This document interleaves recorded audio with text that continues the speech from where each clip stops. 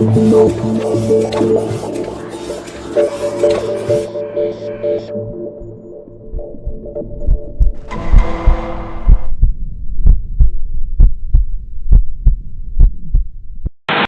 to Fight Club.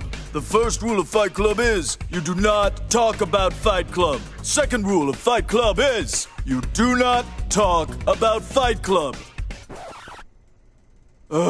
Yes. Sorry to interrupt. I don't know if you realize it, but you said the same rule twice. Yes, I did that on purpose to make sure the rule is driven home. Oh, okay, thanks. I just wanted to make sure we didn't accidentally miss out on a rule. Nope, you didn't. Okay.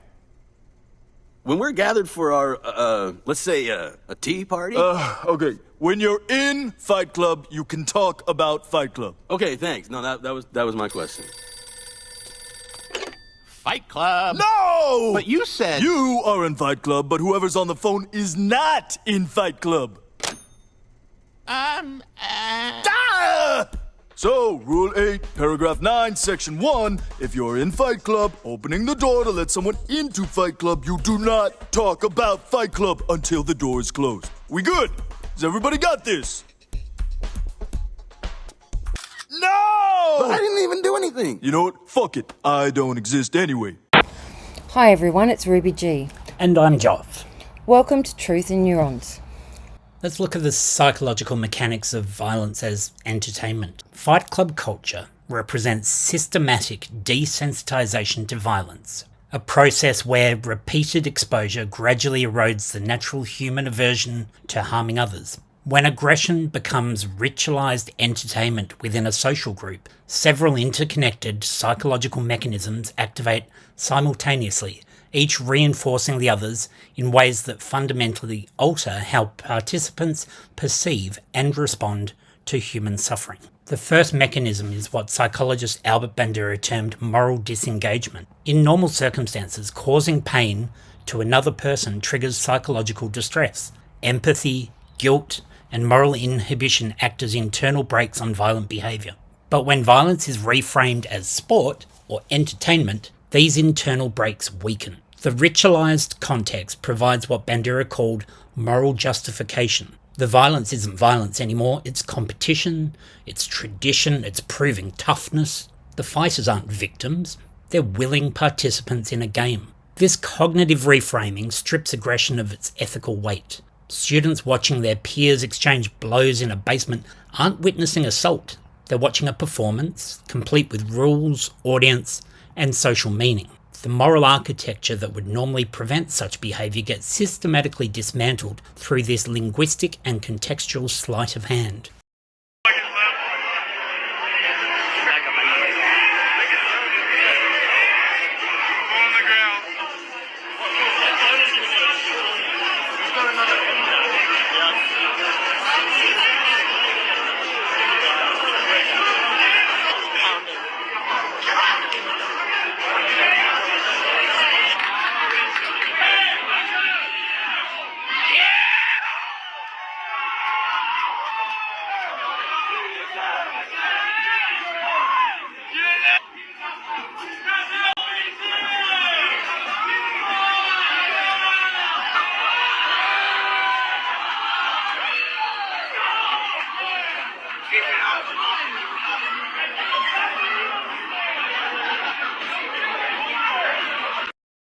In mainstream society, unprovoked aggression carries social costs, shame, legal consequences, peer rejection.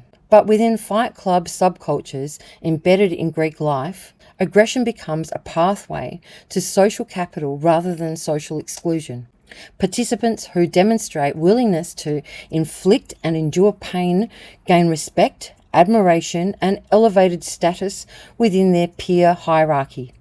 This creates a perverse incentive structure where violence becomes instrumentally valuable. Young adults navigating the already complex social dynamics of college Greek systems, where belonging, status, and identity are constantly negotiated, discover that aggression offers a clear, immediate path to social advancement. The psychological reward isn't just about winning a fight. It's about the social recognition that follows, the respect in peers' eyes, the elevated position in the group hierarchy, this transforms violence from a shameful loss of control into a strategic tool for social mobility. The third mechanism involves what researchers call empathy erosion. This is through repeated exposure. Human empathy isn't infinitely resilient.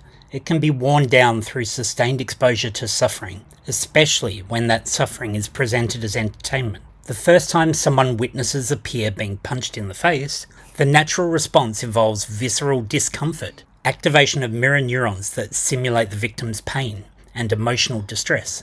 But with repeated viewings, especially in contexts where others are cheering, laughing, or remaining unmoved, this empathic response progressively weakens. The brain adapts to the stimulus. What once triggered alarm and compassion becomes routine, even boring. Neurologically, this reflects habituation, the nervous system's tendency to reduce responsiveness to repeated stimuli.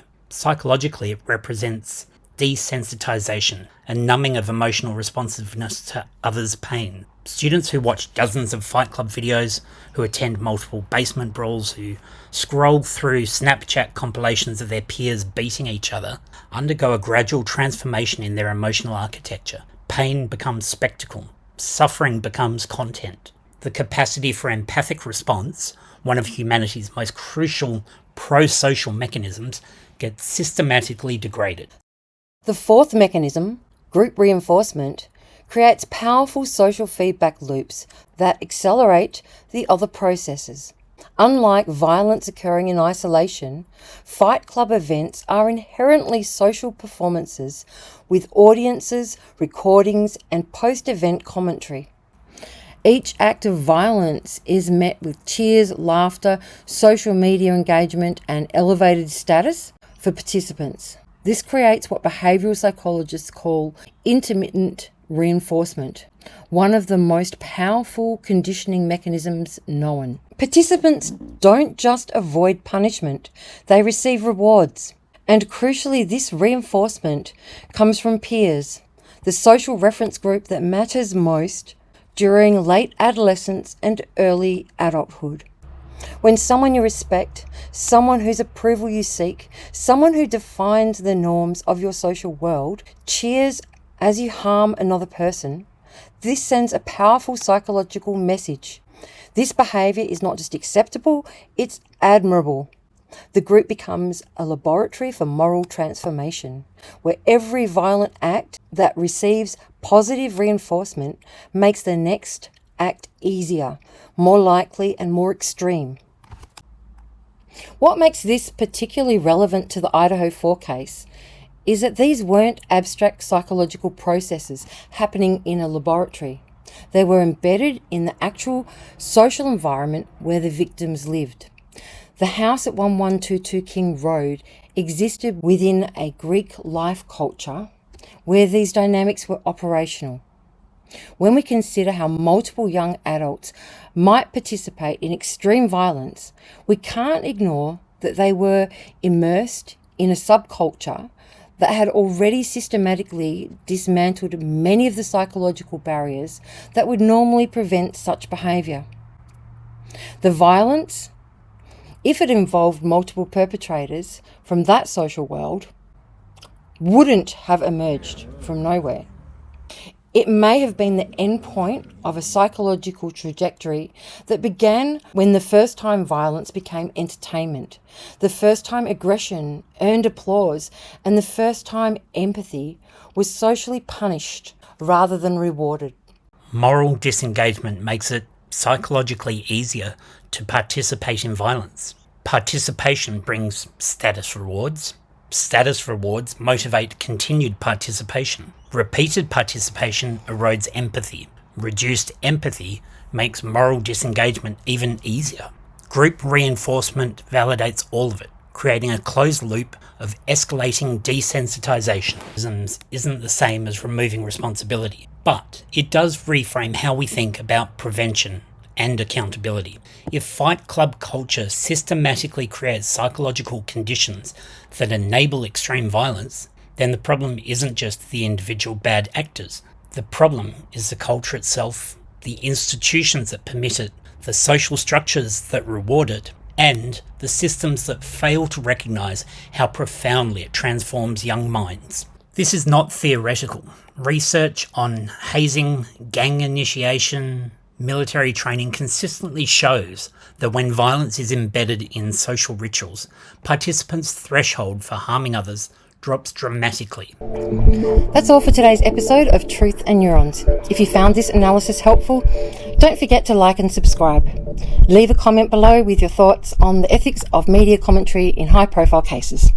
Until next time, keep thinking critically and questioning everything. Cheers, bye.